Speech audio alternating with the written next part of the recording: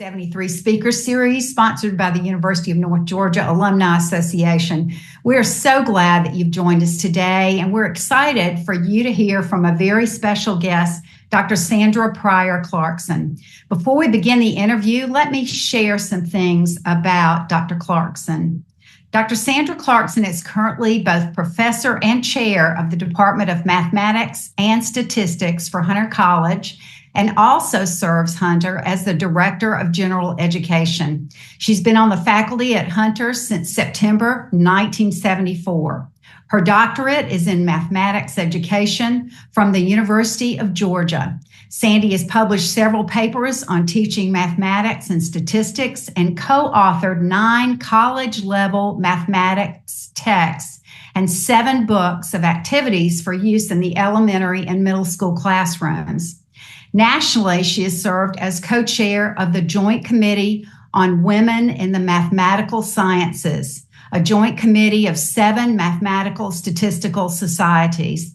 She currently serves as a peer evaluator for the Middle States Commission on Higher Education. At Hunter, she is the former chair of the Hunter College Senate and former Ombudsman. She co-chaired the college's self-study for Middle States reaccreditation, chaired the Senate Assessment, Student Standing, and Graduate Course of Study committees, and served on the Mellon Committee to re-envision the school's general education requirements. She was a founding member of Hunter's Academic Center for Excellence in Research and Teaching and served as its first head. Clarkson received the Hunter College Presidential Award for Excellence in Service in 2001 and the Above and Beyond Award in 2016.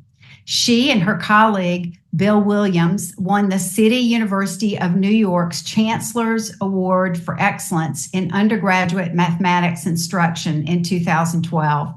She has served as the program investigator or co-PI for grants totaling more than 600,000 designated to improve instruction in mathematics and statistics.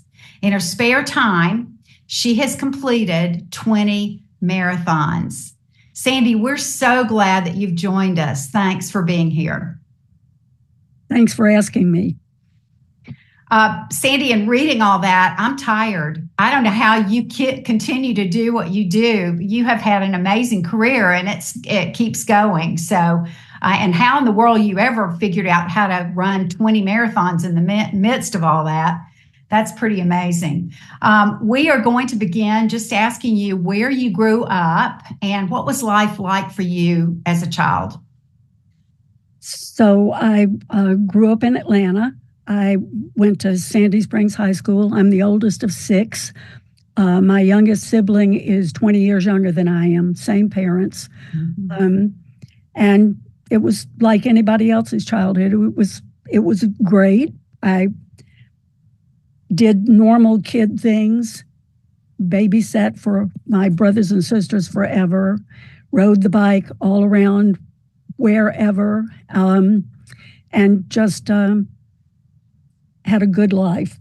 So that's great. I remember you telling me that you would go to downtown Atlanta on your own and you just would walk around or ride your bike. I don't know if you had a bike down there, but that was amazing to me. It was, Atlanta was very different then. And yes, you could ride downtown. I actually sewed and knitted and would go downtown to take classes and look at pattern books and go to the record stores. So I enjoyed it. I loved growing up in the city. And I think that's one of the reasons I loved it when I came to New York, because the city is just so full of anything you might want. Right. Lots of energy there, no doubt. Now, why did you decide to go to North Georgia? I really wasn't sure where to go. I was, like I said, I was the oldest of 6. And by the time I got ready to go to college, there were 5. And one of the things that happens is that there's not there's not a lot of money to send somebody to school. So my dad and my guidance counselor and everyone else decided that probably the best thing for me to do was to go to school in Georgia. My dad went to Tech, and so he thought Georgia was a party school and I shouldn't go there. And my guidance counselor thought I shouldn't live in the city because I would stay at home and never go away. So my counselor sat me down and we started looking through books. And North Georgia appealed to me for a lot of reasons. One, it was up in the mountains, and that seemed like a great place to go. And the second thing was it had only 1,000 students at that point. It had 200 women and 800 men, and I was pretty competitive, and I decided that I would like to be in classes with 800 men since I liked math and science, and most of my girlfriends were busy trying to not take math and science. So I picked it. So it's almost by accident, but it was actually the best place to go for me.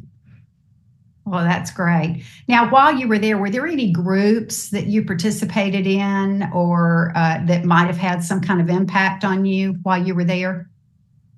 So one of the things that happened to me, because I couldn't decide where I wanted to go until late, I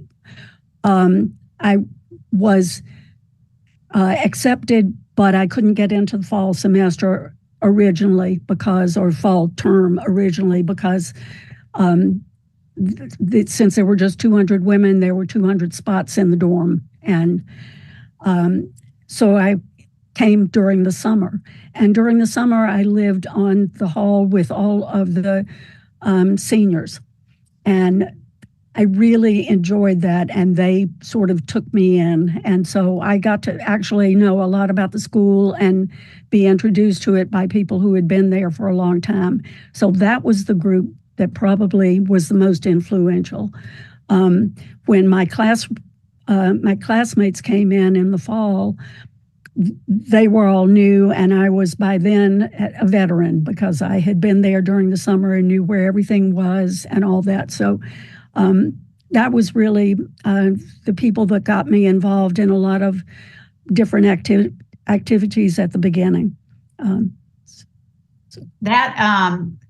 Mentioning upperclassmen and taking them under their wing, taking you under their wing, that is so important. And I hope that upperclassmen understand the role they can have in the freshman's life and being able to help them navigate the first year of school and also just know that they're welcome. So that was a special time, I know, for you.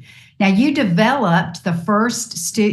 develop the first student government association at NGC. Tell us about that process. There may have been a student government before we were there, but part of what went on, since the number of women was so small, we felt like we didn't really have a say in a lot of things that happened. No place to go to really complain if we weren't happy about something or advocate for something. And so there were a number of us. It was the end of my sophomore year. And we got together, we worked with a faculty mentor, and we drew up the bylaws, and we had a vote and voted it in. And then I was one of the officers on that first student government. And I had helped do that in high school because my high school was brand new when I went there. We had only 8th, 9th, and 10th grades, and I entered in the 9th grade. So I got to help start things when I was there, and it was another time that I could see something grow that was important to me because I feel like students need to have a big say in their education. Hunter has a Senate actually that has students, faculty, and staff on it, and we're pretty unique in City University of New York in that most Senates in a college are mostly faculty. but we believe that students should have a say. Absolutely. And that's such a growing time for students to learn about leadership and how to guide and be a part of a big organization. So I'm glad you started that. I was actually a part of the student government when I was at school. So I am a legacy of that beginning, I guess you could say. Okay, while you were at North Georgia, were there any professors or staff members that had a big influence on you? There certainly were. The first one was probably Mr. Towson, who was a math teacher, because when I came there, I thought I wanted to major in math. He retired very soon after I arrived and died after that, and it was sad for me because I looked forward to like having him as a teacher. So I was kind of looking around, and we had other faculty that came in and taught biology, and so I'd taken one biology course, and then in the fall of my sophomore year, Dr. Callahan came. He was Mr. Callahan then. So he came and was one of the teachers and was just an amazing person. And he was actually there. And I was in a class with him when, he must have come second year. He must have come the beginning of my junior year. Mm-hmm. I was in a class with him when John Kennedy was shot and killed. And that was like a very difficult time on the campus because there was a lot of stuff that was going on. And I think our military students, which was all of the boys at that point, all of them were in the military. They were put on alert. The school was closed down for a short time. And when we came back up there, it was a while before everybody was sure that things were going to be okay. So, but Dr. Callahan was very important to me. That's great. He is someone that I think a lot of us remember during our time there, and what a great professor, one that was so personable and relational, and he really did care about cared about all of us, no doubt. So not surprised that you mentioned him at all. Now, you graduate with a major in biology and a minor in chemistry. Is that correct? Did I get that right? Yep. Okay. I was making sure. What were your career aspirations after you were graduating? I thought I wanted to be in medical microbiology. The particular time that I was in school was very different than now. There were virtually no women in the Medical College of Georgia, for example. Being a doctor was something that was sort of a dream for women, but it wasn't much of a reality. So I wasn't sure what I wanted to do, but I had loved learning biology and chemistry, and I thought, okay, I'll go be in medical microbiology. And I started into the graduate program and stayed there about 6 months and realized at some point that if I had to look in a microscope all day for the rest of my life, that I was not going to be very happy. So I had to go tell my dad that I was going to be dropping out of graduate school. And that was a very difficult conversation to have. But it was something, and I'd gotten to the point where I knew that was what I had to do. And when I got through telling him, he said something that was very important. He said, "Don't you know that we just want you to be happy?" And I thought, wow, what a great idea. Because, I think students very often, and I still see it, they very often are doing something because they think they are supposed to, or, okay, I've gone through this program, I majored in this, and now what if I don't go on? And one of the things that's very important for people to learn is you learn what you like, and you learn what you're good at, and you learn what you don't like. And all of the organizations I belong to and all of the different interactions that I've had in my life have helped me make really good decisions, because I'm now coming up on my 50th year of being at Hunter, and I still love my job. And I could have retired quite some time ago, but I didn't, because I really do enjoy what I'm doing, and I feel like I'm making a difference.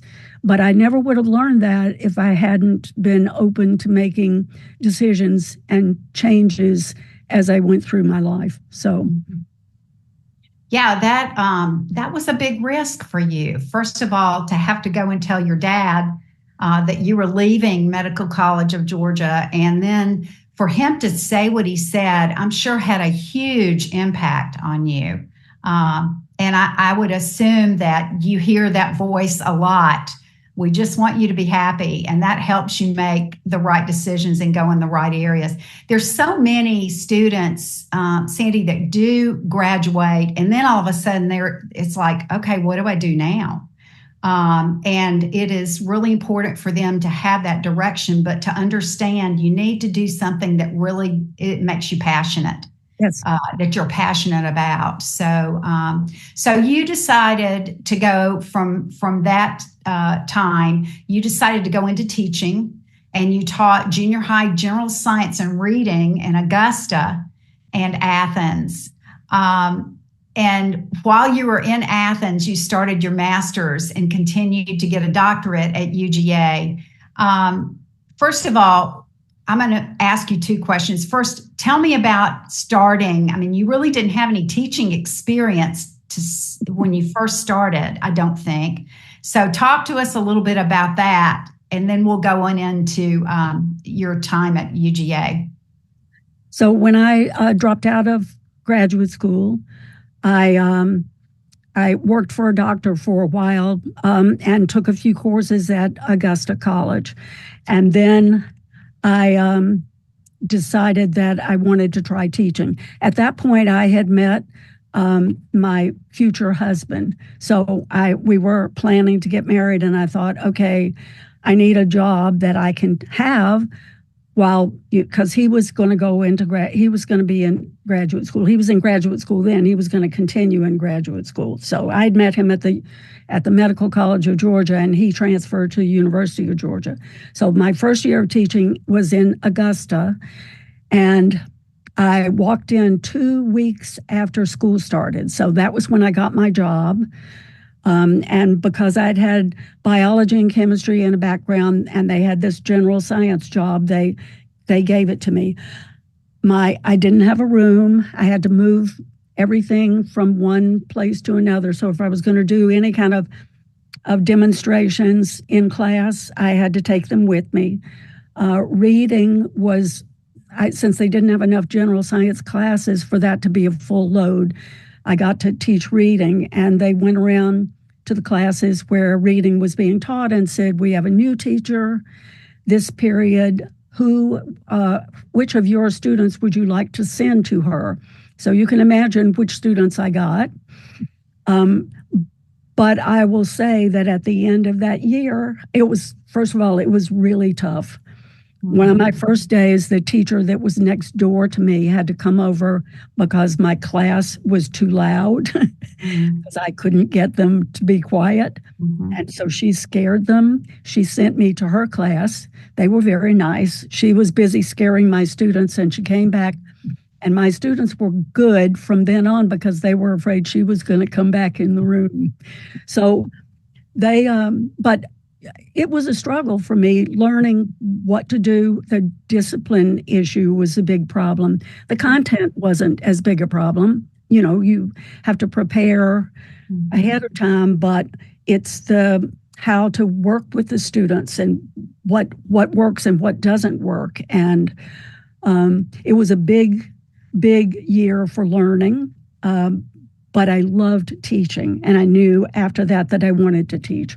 So the next year I moved to Athens and taught earth science the first year, and then I was told that I could teach math if I got some more math courses. So I thought that's what I'll do, because there's always need for a math teacher. And in schools you have multiple math teachers, but you usually have one biology teacher, one chemistry teacher, and one general science teacher. So that's how I got into math.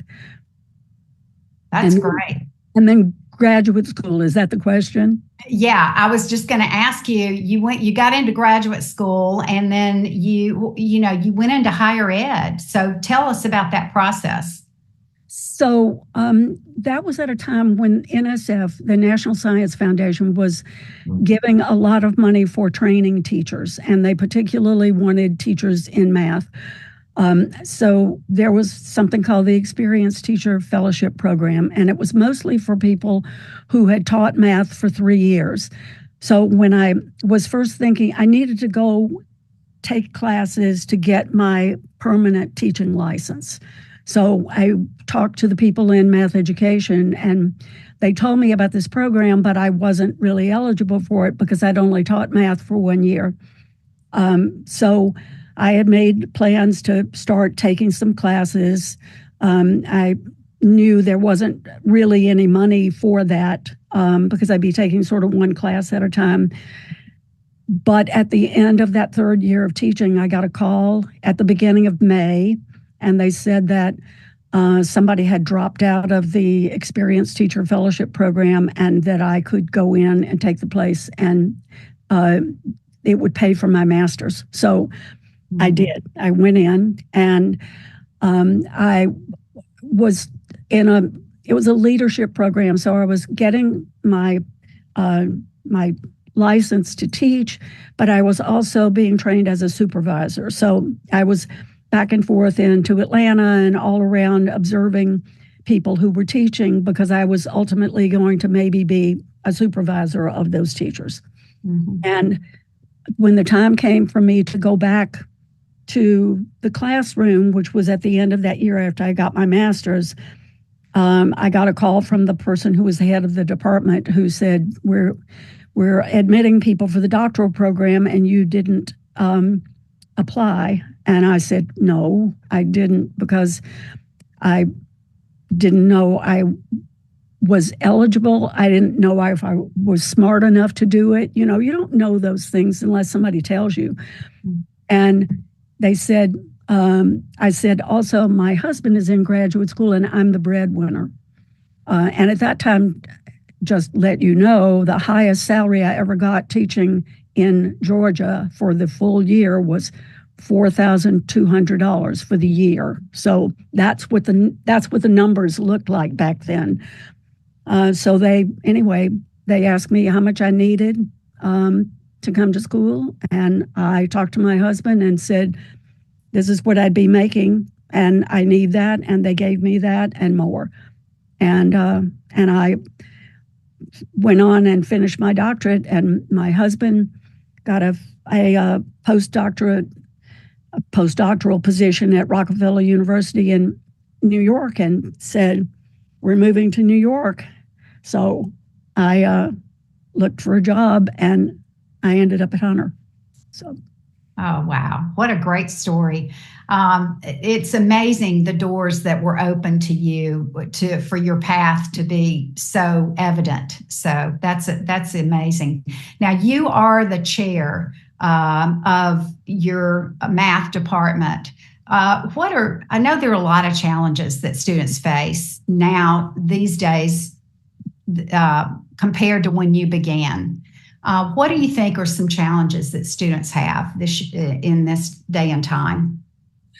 Well, first of all, many of my students are working full or part-time, and they also travel. So, the thing for me was being able to live on campus was so wonderful, and any work I did, I worked on campus at North Georgia. And then when I was at University of Georgia, I was on a teaching fellowship there, and I got to, so I taught, but basically all of that was taken care of. So students have to worry in many cases about money to go to school. There are not as many scholarships or fellowships that are available. There are problems with that, and a lot of people have family responsibilities that they have to take care of. The other issue is there's so many competing interests that you have to balance. And when you just come out of high school, a lot of times you don't really understand. College is a place for you to learn and grow. And that means in a lot of different ways. It means, of course, with your schoolwork, you need to do that, but you also need to be involved in things, meet people, learn how to work, learn how to talk to your professors, learn how to negotiate things, to find out what you need, to speak up. That's where you learn really to operate in the real world. And I know that sounds kind of crazy, but it is. And the more you do that and the more different experiences you have, the better you're able to make good choices for yourself. So I think that's a problem. Also, the gap between high school and college sometimes is a lot bigger than you think. And so asking for help, going to learning centers, getting tutors, meeting with your professors, all of those things are very important to help you know what to study, how to study, help you actually negotiate things. So I see students, we don't require our students to come in and see us as undergraduates, but the students that do, the students that keep up with, let me talk to an advisor, let me get some advice about this, let me see about an internship, they're a step ahead of everybody else. So learning all of those different things, and many of our students they're the only ones who've ever been to college in their families. So they don't have somebody to talk to. The professor is one of the only people who's probably been through a lot of the same things that you'll go through and who can talk to you about that. So, that kind of thing is good. And North Georgia seems to have a very much closer relationship between faculty and students there than I see in a lot of places. Many of our teachers are even commuting teachers, so they don't live near campus and they're not around all the time. Lots of challenges for kids, but getting advice is a really good thing to do, and getting help when you need it is a really good thing to do, and they should see that as a strength if they know how to ask for that, and certainly not a weakness. You're not supposed to know everything, and people are there to help you because of that, and that's their job. So you help them do their job. Right. That is such great insight and great advice to students that may be listening to pursue and kind of put yourself out there, which is hard. It's risky and it's also uncomfortable at times, but it really does help you navigate the beginnings of college for sure and on through college. Now, we discussed women in STEM, and obviously this is near and dear to your heart. What do you think, or how do you encourage women especially to pursue science, technology, engineering, and math? Well, one of the things that we have is we have a learning center that used to be part of our department. It's now connected to the department, but they hire tutors, and we are always spotting kids in our different classes and suggesting that maybe they want to think about working as a tutor. It doesn't pay a lot, but it certainly does help you learn you learn more when you're tutoring and teaching than you ever learned in school. And just answering questions and understanding the problems that other people have in learning is important.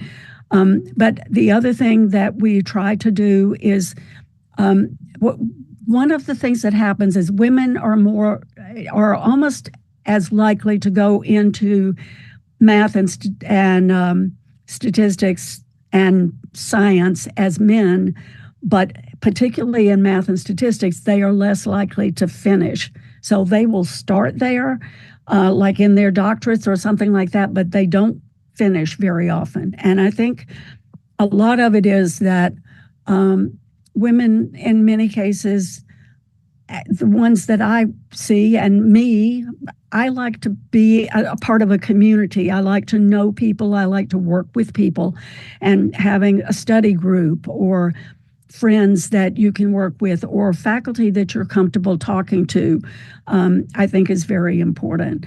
There are lots of jobs that are available that don't require, sometimes you think about being in math or statistics and you think about it being very limiting and you're just working on your own. But actually, there are lots of jobs where you work with a group of people, as a team, you solve problems.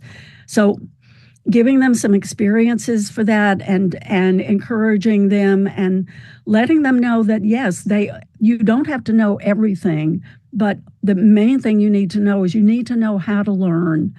Because when the stuff that you learn in college is great, but the minute you graduate and go into a job, there's going to be something new that you're going to have to learn. And that is a big thing that people don't quite understand. And that is you don't stop learning. Mm-hmm. You keep on learning. And the best thing you can do is learn how to learn and where to go to learn the next thing that you need. So it's all of those kinds of things are what we try to stress. That is excellent. And I think knowing that when you start from college into a position, you don't have to know everything. You're not expected to know everything, but you are expected to be able to learn and be willing to learn. So that is certainly important, the things that you've mentioned about STEM. Now, you love to be challenged. You've told us that. Everything about your story really prompted me to think, this is one tenacious lady. Tenacity, you are a go-getter, and you have done so much in your career to develop new things for your school. And I'm impressed with that. I think we need more tenacious women in our midst. So what do you love about that, about being challenged? I've always liked to have a say in what was going on. I've never, I don't like for people to make rules for me, or I'm not good with somebody setting my schedule, and I'm probably wouldn't be really good to have a lot of bosses. So I've always enjoyed doing things where I pretty much get to decide the things that I work on. That's a skill that I learned from lots of different things. I worked in a grocery store as a cashier the entire time I was at North Georgia. I would go home on the weekends and work in the grocery store to get spending money. And I did that when I was in high school. But it's so I'd like to have a say in things, so I join things. If I'm going to be in something, I'm going to be very involved. I decided I was asked to run for chair, and I decided that I would do that because I didn't know what I would do when I retired. I didn't have something, and I know I can keep myself busy with things that, like craft kinds of things, but that doesn't keep me like really as connected as I want to be. I really enjoy being around the students because they're so energetic and full of life. And I guess I'm sort of a workaholic. My work-life balance probably wouldn't fit everybody, but it makes me happy. And, when I ran, I think when I was like an avid runner. Now I'm sort of a like weekend runner because I don't get to the gym as much as I want to. But that's always was my quiet time to myself, because you run and then you think. And I just, I had two brothers that were younger than I was. The next two down were brothers, and so keeping up with them was always a challenge. So I am sure that is true. Now, one thing that intrigued me is you wanted to give back to North Georgia. That was important to you.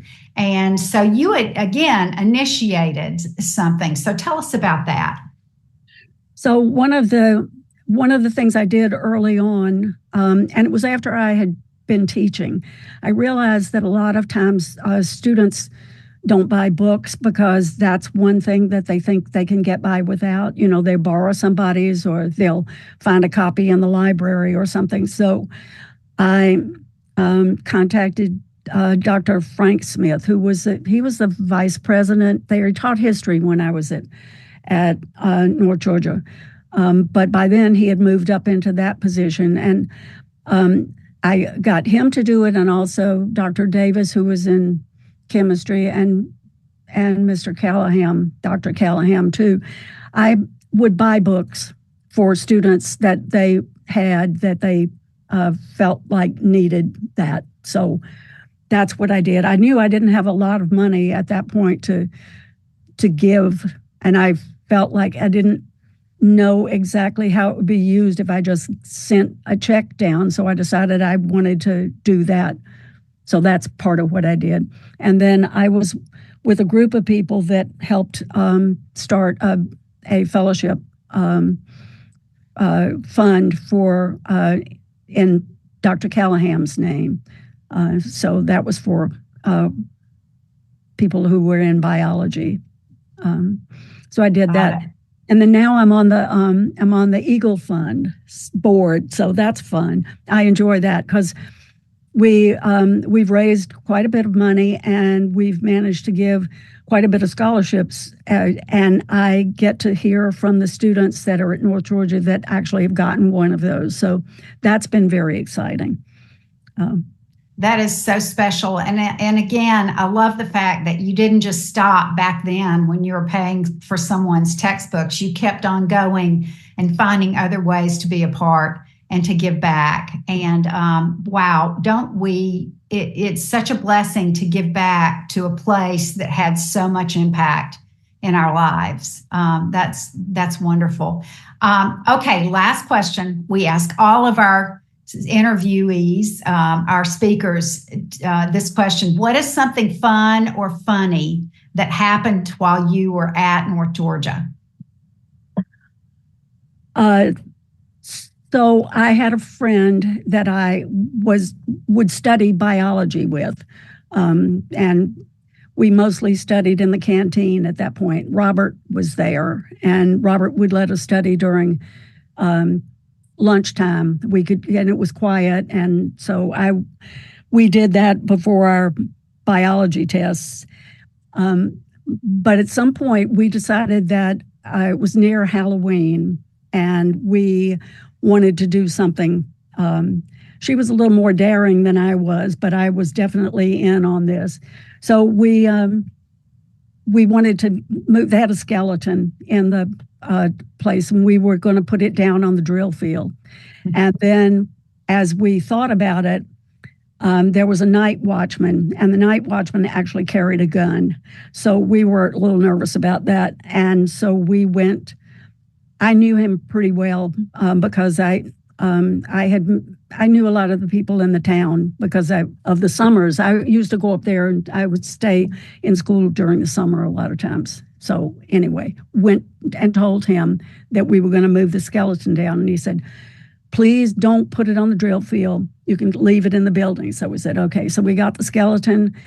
We put it at the top of the stairs, and we thought, okay, so this will be a big laugh, when the professors come in or the students come in first thing in the morning. So we went back to the dorm, and the next day, what we found out was that there's a guy that would go over there, and there was a boiler in the basement of that. And so to heat the building at the time, they would have to like stoke up the boiler. And he would go in, but when he went in, he saw the skeleton and he ran out screaming and refused to go back in the building. And the night watchman, who did know what was going on there, had to promise him that he'd get it out of the way, that it wasn't, that it was a joke, that somebody had put it there. And he didn't tell on us, but we really were very nervous that we were going to get into bad trouble about that, but we didn't. So that was it. Well, that's a good thing that you didn't, but oh my goodness, that was definitely a reward of your of the way you instigated all of that, for sure. So that's great. Sandi, thank you so much for joining us today. I mean, we could go on and talk forever. You have so much knowledge and wisdom, and I just love and enjoy talking with you. We at North Georgia are so proud of you and what you've accomplished and continue to accomplish.